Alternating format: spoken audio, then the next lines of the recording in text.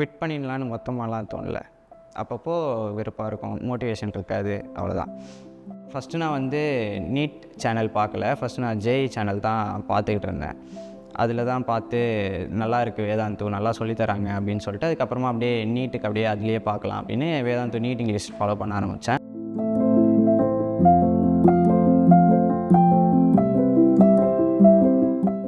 I am Raghunathan.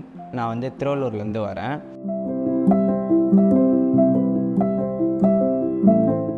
From the ஸ்டார்ட்டே வந்து ரொம்ப இன்ட்ராக்டிவாக இருந்தாங்க.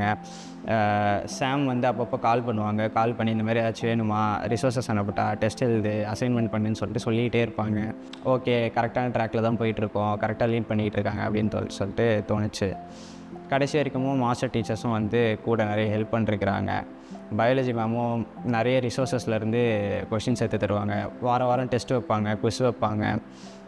அதனால் அப்படியே ஈஸியாக இருந்துச்சு ப்ரிப்பரேஷனுக்கு.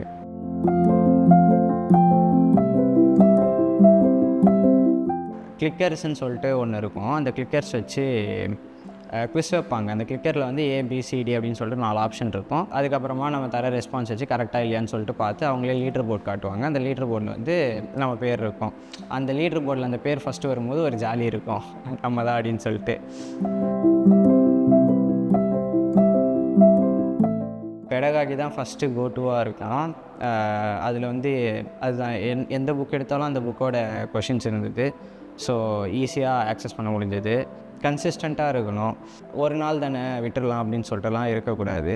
எல்லா நாளுமே வந்து முக்கியமான நாட்களாக தான் இருக்கும்.